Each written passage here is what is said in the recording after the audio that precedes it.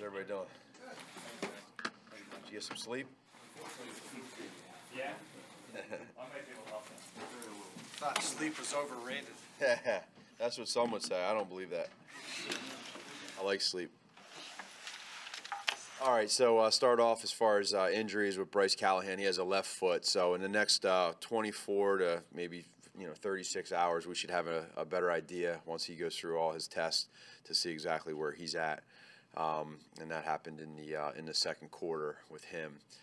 Going back watching the tape of the game, it's pretty much what I thought. Defensively, I thought that our guys were relentless across the board. We always talk about green grass on offense, being able to have a pocket to throw, and I felt like our defensive line did a great job at collapsing the pocket and not giving Jared any green grass in there to step into his throws, and so that's where it starts. And then the second part of that would be in coverage. I thought our DBs did a really good job at anticipating throws, breaking on throws, and then when they had a chance to get the pass breakups, they did that, and then of course get a couple interceptions too. So that's where that was, and that just was such a huge part of the game for us. So I appreciate that with the defense there. Offensively, again, same thing. I thought a little bit out of rhythm at times, and that's all of us included. And so that was a time for us where we felt like being able to hand the ball off and do some different things in the run game would help us out. And so the opportunities that we had doing that, I thought our guys executed it well. I thought the offensive line in particular really that was a huge challenge for them. They stepped up to it. That defensive line is stout now. They're quick, they're stout, they got great players, great scheme, and so I give a lot of credit to Coach Heastan and that offensive line, and of course the running backs, the tight ends, etc. And then special teams. I thought that that game last night became a game of field position. Just knowing that there weren't a lot of touchdowns being scored, it was important to make sure that offensively you protect the football, give our defense a chance to pin their ears back a little bit once we had that lead, and that's what we did. And then last but not least was what I said last night was the fans. They were absolutely just freaking awesome. I mean, it was second to none. It was loud from the very start, and they brought it. So we appreciate that. Matt, how do you characterize the benefits for Mitch in being able to sort of navigate his development alongside a defense that is this dominant and this capable of reducing the impact of some of his mistakes? Yeah. So for Mitch, as we go here, I think take apart, push our defense aside and how they're playing. And how can he and how can we grow in this offense? And so there's going to be some times where you might be presented with a different look than what you think you're going to get. How do you react to that? And so a lot of times we'll talk about things being black or white or gray. And so when things are gray, making sure that we all our eyes go to the same spots. And so that's what right now is that's one of the neat parts of us molding into our identity in this offensive is learning. And so that's going to take some time, and we're getting there. And but there's so many different variables that go into the offensive play, each play. You take that now and you take it into our defense in a game like that. I need to do my job of making sure, regardless of who the quarterback is, knowing the situation, that we don't put our defense, as good as they were playing, that we don't put them in a bad position. And early in the game, they had the pick down inside the red zone. That's the things we can't do. And I thought, if we stayed away from those, that we would have a great chance to win. How do you describe the psychological lift, though, for Mitch of understanding that he can make a mistake and they'll get him out of those jams more? Yeah, no, that's we had the interception, right? And then the very next play, our defense got an interception. And that's what you're talking about. And so it circles right back to the next play mentality. And that's what I thought. We talked about that all week long, next play, next play, next play. And that was a pure example last night from both sides. On defense, when you're playing well, okay, next play. On offense, you're not playing as well, next play.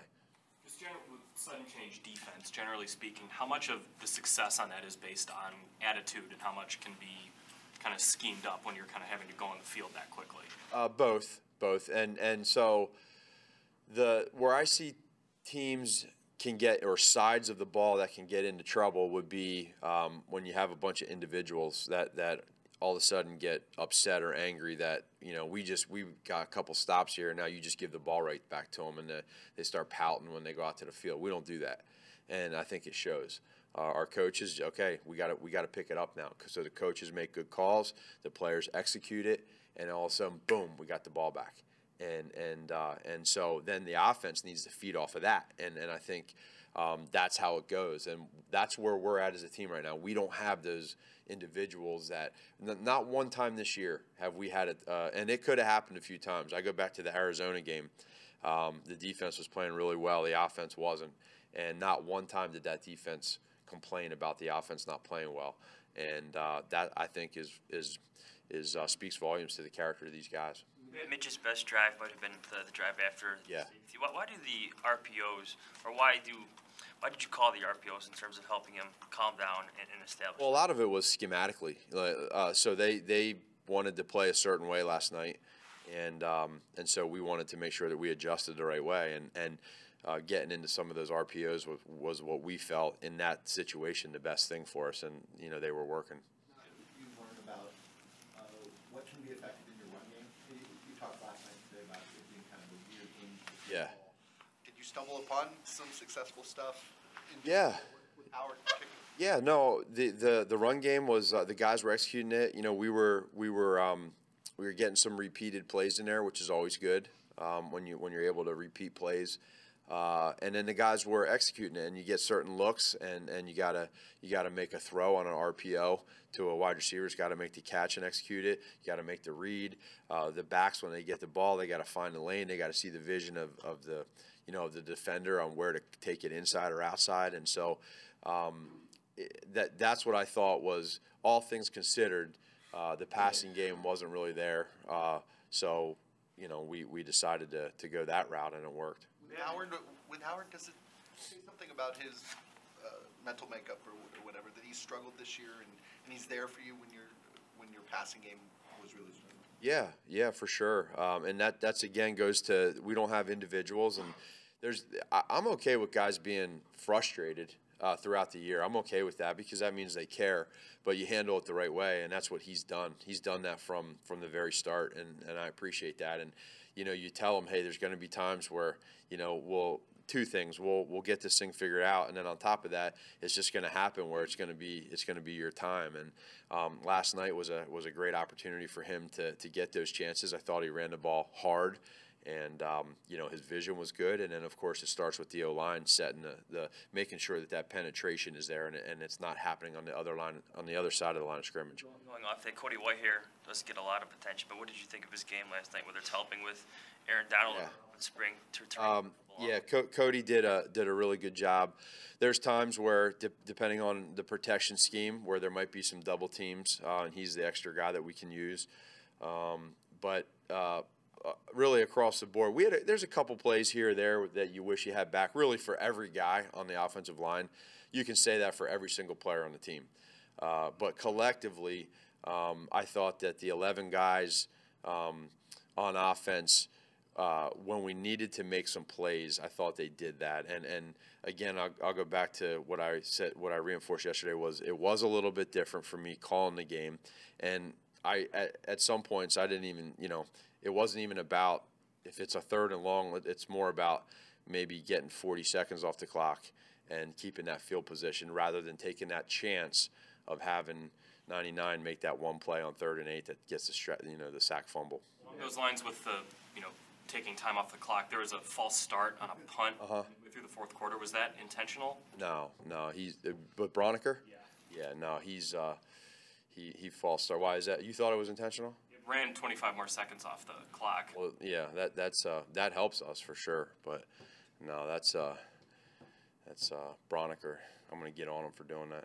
In regard to Mitch's performance, what indications did you see when you reviewed it that it was rust, and there are errors that he will not make, you know, with when he's more in a groove? Yeah, the rust thing is not. It has nothing to do with rust. I mean, I thought yesterday you just saw both defenses had their own unique ways of making things happen yesterday, and so you know, there's going to be some throws really in every game where you know, you'd like to have a you know, pinpoint accuracy on every throw, and there's some that he was slightly off, but that's my job too, to make sure that I'm putting them in good positions with the play calls that I have, and then we talk on the sideline and make sure that we're on the same page. And so I think that's the biggest thing. And you know, just talking to Mitch last night after the game, the thing that I love about him is that he's just he cares so much, and he knows that that we as an offense can play better, and he's going to be the first one in here to try to make sure that we're doing everything the right way. So is this a step back, do you think, in his big picture development? No, I don't think. I don't ever think it. Not when you win. You know, I just don't. I don't. You know, he made some plays when we needed to, and you know, for him to be able to keep learning. You know, there's gonna be some bumps in the road. You can't throw for 350 yards every game. That's just not gonna happen in this offense in year one. It's not gonna happen. Made it pretty clear that he hated sitting out, maybe even more so than most players. Hated, and were they hard conversations to have, especially sitting him out the second game? And you know, he said he was a little bit anxious going into this game, maybe because he sat out. He was like really ready to get out there again. Did that affect things? I don't think so. I mean, he'd have to answer that more than me when you talk to him. But I think no. I mean, all the guys that we you know made the decision to sit out in those games throughout this season, they all wanted to be back and play, and I appreciate that. But again, you know, we have to make sure that we have a plan and that we do it day by day and make sure we're following when we think it's right at that time. And, you know, of course, you know, that's just how his DNA is. He wants to be out there all the time, and I like that, but we got to protect the player from the player. What stood out to you about James Daniels' play? So that was one of the biggest challenges that he's ever going to have, going against Aaron Donald. Not all the time. He's not going against him every play, but there's times where he's out there and Aaron just has so many great moves. But I thought his technique was really good last night. He never lunged too much. He stayed balanced. One of James's biggest strengths is always if he happens to lose a little leverage, he can recover. But for the most part, he was very consistent. And, man, for being such a young kid, very calm, composed, and that was one of the big things that we talked about as a team, to stay calm and composed and next play mentality. He did that. With Santa Slay as an example, can you Yeah. kind of walk us through the timeline of a play like that, from its concept and design and origin to installing it and practicing it to running it in game night? Yeah, well, they're all different. We always talk about some of them are in the incubator for a while. They're in there for weeks, and you just got to either wait for the chance to come. This one just happened this past week, so it wasn't in the incubator too long, and we felt like the time was right, and you know, that's just what the guys executed it just right. It was a great catch, great throw, good hard run cell, and shoot, I was impressed. So is Friday the first time that you guys practiced that in earnest? Yeah. Could you have devised that play without Freezer left preceding it? Good. Oh yeah. You can do whatever you want to do. It's endless. I mean, there's so much good stuff you can do, and you know, if it wouldn't have worked, you all be ripping me right now. 40 linemen and 6 linemen. Is that the heaviest formation in the history of heavy formation? I think so. I don't know. It might be. It might be. But yeah, there's a lot of beef out there. Matt, what's the benefit to incorporating D linemen and offensive linemen into skill position plays? Is it, I mean, just to relieve the boredom, or for morale, or what's the advantage? Well, you know, as a defensive coordinator, as a quality control coach, when you're up in the booth and you're trying to tell the D coordinator that those 4 numbers are coming in, and I don't know if they necessarily prepare for that. So as I always tell you guys, you know, any advantage you can get, and now you just got to be able to make sure that it's something that you feel like it can be worthwhile and not foolish. You know, there's that balance there. And then the other part of it too is that our guys love it. They enjoy it. They have fun. We're having fun. They're working. So maybe we'll stay away from him for a few weeks and come back to it later. What were some of the key reasons you were able to contain Gurley, who's just been explosive all year long? So with our defense, I thought that our defensive line, the one thing with Gurley is that a lot of these mid zones and outside zones, there's a cutback. He cuts back, and I thought we did a good job of containing it. He had one or two where he cut back a little bit, but we were there in groups. It was gang tackling. It was guys. I felt like we were playing fast. I felt that the whole entire game, and then watching it on tape, you saw that. But you have to, and you saw the one play. You see how good of a player that Todd is Leonard had him dead in the rights in the flat, and he broke a tackle from a big dude in Leonard, and still made a nice play. So it's not easy to do, and that's a heck of an offense. When you see the players like those plays going back, you're smiling, talking about it all. How much of a thrill or feeling do you get when these kind of plays you design and they come out? Well, it's a good throw when you score, and you see the excitement on the players, and they say stuff to you on the sideline. They're excited because they see it in practice, and they I don't know what they think when they see it in practice, if they think this coach is crazy, or if they think that no, this is pretty good, or is he going to call it? But then when they do get called, and you can feel it, you can feel the excitement, and why not? Why not? I mean, it's if you have a why behind why you do it, then it makes sense. And they're not all going to work. There's going to be some where I'm going to be standing up here, you guys are going to be saying you're an idiot, but that's inevitable. I'll accept that. But they're working right now, and the guys like it. So keep going. Two more guys. When Massey runs to the side. Yeah.